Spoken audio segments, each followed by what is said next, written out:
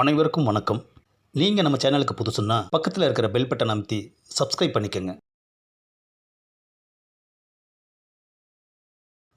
இங்கே பாருமா, நீ ஃபைன்லாம் கட்ட வேணாம். ரொம்ப ரொம்ப தேங்க்ஸ் சார். ஆமாம், ஏன்னு கேட்க மாட்டியா? அட ஃபைனே வேணான்னு சொல்லி போட்டீங்க, உங்ககிட்ட போய் ஏன்னு கேட்காம இருப்பேனா? ஏன் சார்? உன்னை எனக்கு ரொம்ப பிடிச்சிருக்கு. அம்மா, ஆஹா, யார் பார்த்து என்ன வார்த்தை சொல்கிற? அட இதுக்கு தான் ஃபைன் வேணான்னு சொன்னியாக்கும். நீ அடித்ததும் எனக்கு பிடிச்சிருக்கு. அது சரியான அருளூசா இருப்பான் போல இருக்கு இந்த செக்கிங் இன்ஸ்பெக்டர். ஒரு ஆம்பளைய அவள் பொண்டாட்டி தான் கை நீட்டி அடிக்கணும். நீ என்னை கை நீட்டி அடிச்சிட்ட, அதனால் நீ தான் எனக்கு பொண்டாட்டியாக வரணும். செக்கிங் இன்ஸ்பெக்டர் கல்யாணம் பண்ணால் அடிக்கடி செக் பண்ணிக்கிட்டே இருப்பீங்களே. ஓ, நீ அதுக்காக பயப்படுறியா? நான் அப்படியெல்லாம் செக் பண்ண மாட்டேம்மா. ஆமாம், என்னை அப்படி உங்களுக்கு பிடிச்சது? நீ சொன்ன பொய் எனக்கு ரொம்ப பிடிச்சிருக்கு. அதுதான், அந்த பொய்க்காக தான் உன்னை பொண்டாட்டி ஆக்கணும்னு முடிவு பண்ணேன். ஐயோ, நான் சொன்னது பொய்ன்னு கண்டுபிடிச்சிட்டாரே மனுஷன். என்ற ஐயன் இந்த ஜென்மத்தில் எனக்கு கல்யாணம் பண்ணி வைக்க மாட்டார். பேசாமல் இவரையே பிடிச்சிக்க வேண்டியது தான். என்னம்மா ரொம்ப யோசிக்கிற? அது வேற ஒன்றும் இல்லை. லவ் பண்ணிவிட்டு கல்யாணம் பண்ணிக்குவீங்களா, இல்லை கல்யாணம் பண்ணி போட்டு லவ் பண்ணுவீங்களான்னு கேட்குறேன். இப்போதைக்கு எனக்கு லவ் பண்ணலாம் டைம் இல்லை. கல்யாணம் முடிஞ்சதுக்கப்புறம் லவ் பண்ணலாம்.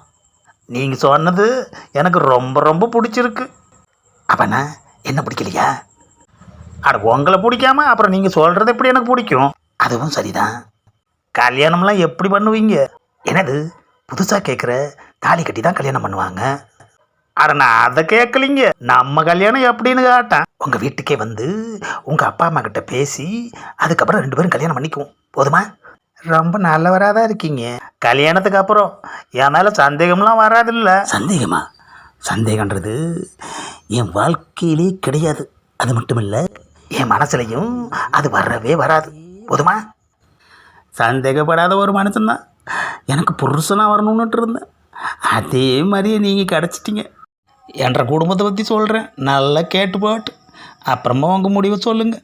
A few moments later. இப்போ சொல்லுங்கள் உங்கள் முடிவை. பஸ்ஸில் நீ சொன்ன பொய் பிடிச்சிருந்துச்சு, அதுக்கப்புறம் நீ அடித்த அடி பிடிச்சிருந்துச்சு, இப்போ நீ சொன்ன உண்மை எனக்கு ரொம்ப பிடிச்சிருக்கு. அப்போ உங்களுக்கு நான் பேசுகிற பொய்யும் உண்மையும் மட்டும்தான் பிடிச்சிருக்கு, என்ன பிடிக்கலையாக்கும். நீ பேசினதே பிடிச்சிருக்குன்னா பேசின ஒன்றை பிடிக்காதா? பஸ்ஸில் குழந்த உறக்கும்னு கேள்விப்பட்டிருக்கேன். ஆனால் எனக்கு புருஷன் கிடைப்பாருன்னு நான் கொஞ்சம் கூட எதிர்பார்க்கலிங்க.